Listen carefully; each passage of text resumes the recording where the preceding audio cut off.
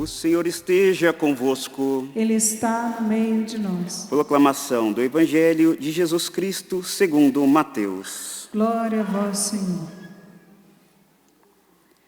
Naquele tempo, disse Jesus aos seus discípulos: Ficai atentos para não praticar a vossa justiça na frente dos homens, só para serdes visto por eles. Caso contrário, não recebereis a recompensa do vosso Pai que está nos céus. Por isso, quando deres esmola, não toques a trombeta diante de ti, como fazem os hipócritas nas sinagogas e nas ruas, para serem elogiados pelos homens. Em verdade vos digo, eles já receberam a sua recompensa. Ao contrário, quando deres esmola, que a tua mão esquerda não saiba o que faz a tua mão direita, de modo que a tua esmola fique oculta. E o teu Pai, que vê o que está oculto, te dará a recompensa. Quando orardes, não sejais como os hipócritas que gostam de rezar em pé nas sinagogas e nas esquinas das praças, para serem vistos pelos homens. Em verdade vos digo, eles já receberam a sua recompensa. Ao contrário, quando tu orares, entra no teu quarto, fecha a tua porta e reza ao teu Pai que está oculto. E o teu Pai que vê o que está escondido te dará a recompensa. Quando jejuardes, não fiqueis com o rosto triste como os hipócritas. Eles desfiguram o rosto, para que os homens vejam que estão jejuando. Em verdade vos digo, eles já receberam a sua recompensa. Tu, porém, quando jejuares, perfuma a cabeça e lava o rosto, para que os homens não vejam que estás jejuando, mas somente teu Pai, que está oculto. E o teu Pai, que vê o que está escondido, te dará a recompensa. Palavra da salvação. Glória a vós, Senhor. Podemos cantar o refrão do Salmo?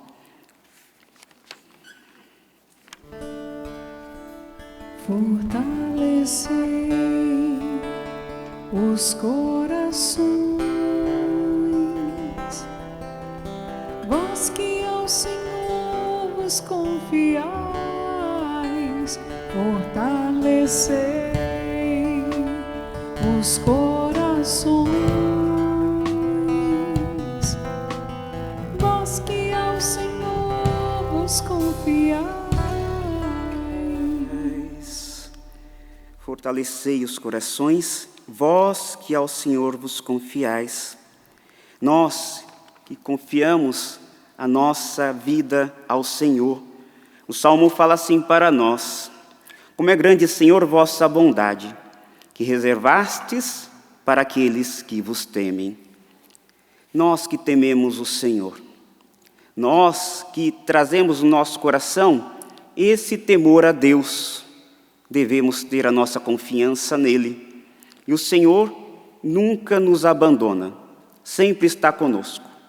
Por isso que desceu do céu e se encarnou no ventre da Virgem Maria para nos dar a salvação, nos dar a vida eterna. Abrir novamente aquelas portas do paraíso que estava fechado desde o princípio lá de Adão e Eva. E Jesus, estando no meio de nós, nos deixou tudo aquilo que nós devemos viver para alcançarmos a recompensa eterna. E aí nós devemos ter esse temor a Deus para receber essa recompensa que Ele nos dá. A recompensa que Elias recebeu diante de muitas perseguições e por pregar a verdade, subiu num carro de fogo aos céus. Assim também nós. Deus, ali vemos Elias e Eliseu. Deus confiou a Elias ungir Eliseu para o seu lugar de profeta, jogando ali o seu manto sobre ele. E vemos aqui, que Elias sobe ao céu, entrega o seu manto para Eliseu e Eliseu continua com a profecia. Deus também colocou sobre nós este manto para que sejamos profetas. É o manto do nosso batismo. onde nós somos revestidos pela água viva do Senhor. E como batizados, nós nos tornamos cristãos. Cristãos que devem viver bem a sua fé. O Evangelho de hoje nos apresenta, ali, do capítulo 5 de Mateus até o 7, o chamado Sermão da Montanha. E o Sermão da Montanha é o manual do cristão.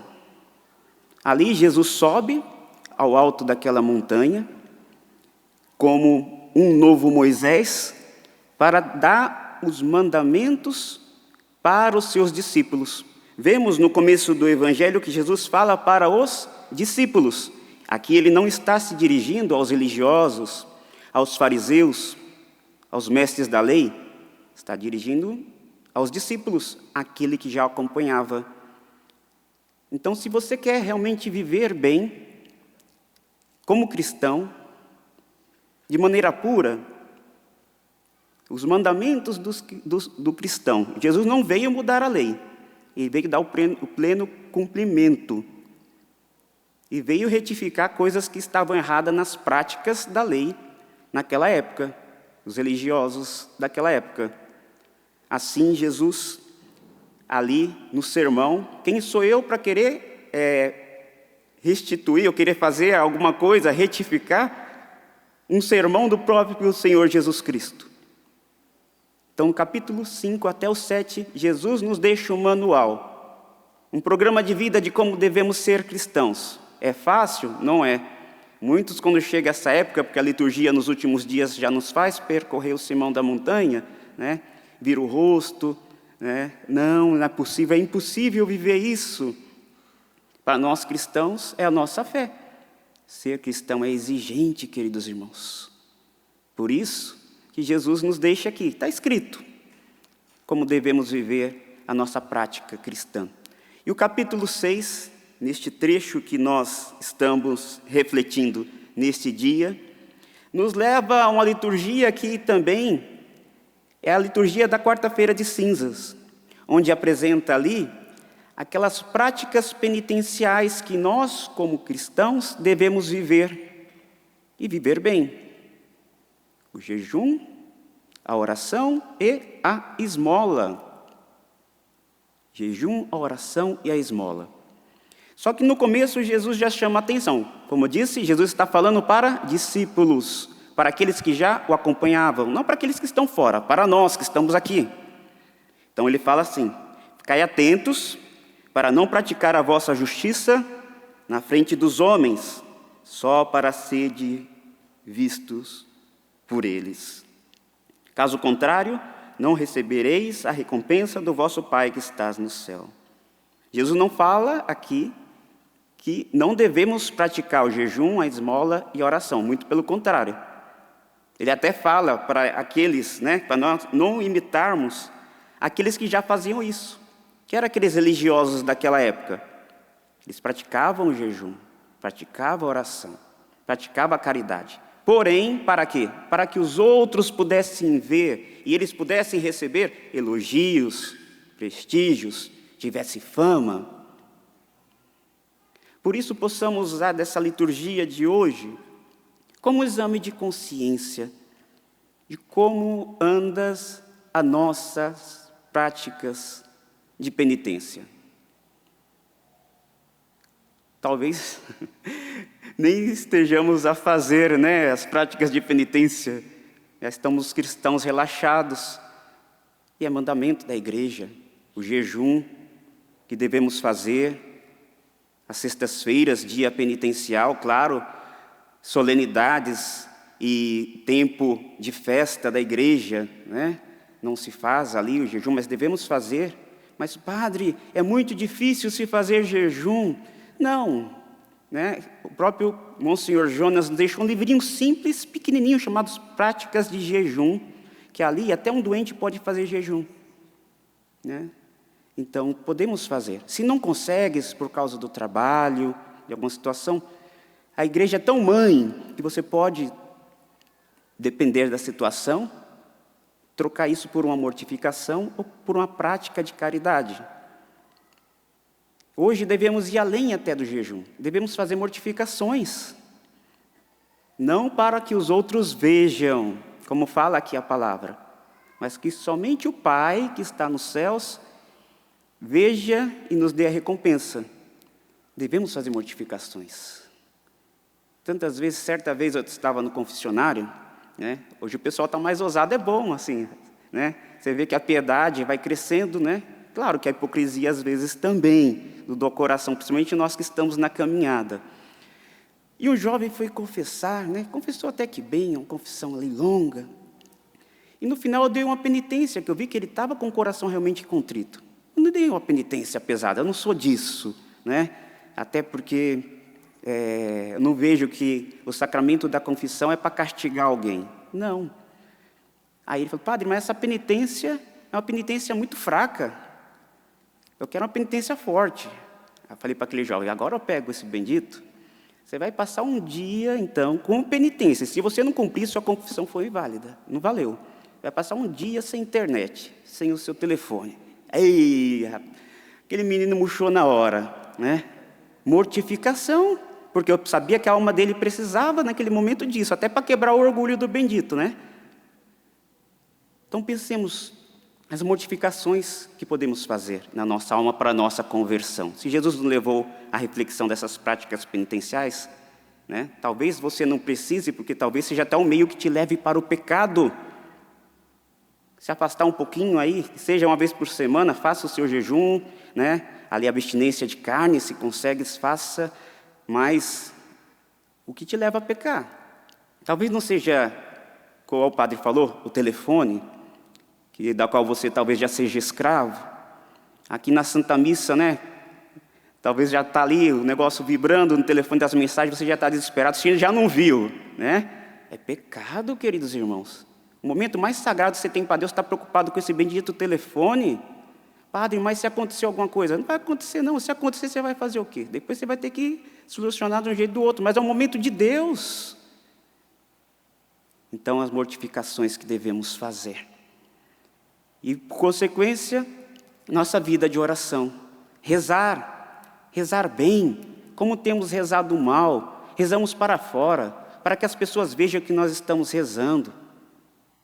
Não rezamos no oculto do nosso coração, e essa é a oração que agrada a Deus, a oração de intimidade. Se faz tantas novenas, e faça mesmo, precisamos, quanto mais, acorda de madrugada para rezar. Mas a nossa oração precisa fazer efeito na nossa vida, precisa nos converter. A oração não é só para conseguir coisas de Deus, porque Deus não é um supermercado. Deus cuida de nós, você rezando ou não. Mas a oração tem que nos aproximar do coração de Deus, por isso fechar a porta do nosso quarto e orar ao Pai em segredo para a nossa conversão. E assim, a nossa vida de oração, de piedade, se transforma em quê? Em caridade, que é onde vai manifestar realmente se temos uma espiritualidade cristã. Ou se temos uma espiritualidade desvirtuada, que pode até proclamar uma fé cristã, mas que é diferente do que Jesus nos ensinou nesse Sermão da Montanha. Como andam nossas práticas de caridade? Temos feito muitas vezes as coisas para que os outros vejam, para que os homens vejam, para que eles são mais jovens para ganhar curtidas no Instagram, no Facebook, no TikTok, ou seja lá no que for, ou faz isso no coração para que Deus veja. Possamos usar esse exame de consciência para vivermos bem a nossa fé. A nossa fé tem que se manifestar primeiro para dentro, para o interior, e depois se manifesta para fora, porque transborda. Transborda em amor, transborda em santidade, transborda em comunhão com Deus. Nesse dia o Senhor possa nos ensinar, queridos irmãos e irmãs, a mergulharmos realmente naquilo que são os mandamentos do cristão. Essa intimidade com Deus. A nossa recompensa não é aqui na terra. A nossa recompensa é no reino dos céus. Que um dia nós possamos subir para os céus, como Elias subiu. E lá está realmente a nossa recompensa, o nosso tesouro. Ave Maria, cheia de graça, o Senhor é convosco. Bendita sois vós entre as mulheres, e bendito é o fruto do vosso ventre, Jesus. Santa Maria, Mãe de Deus, rogai por nós, pecadores, agora e na hora de nossa morte. Amém.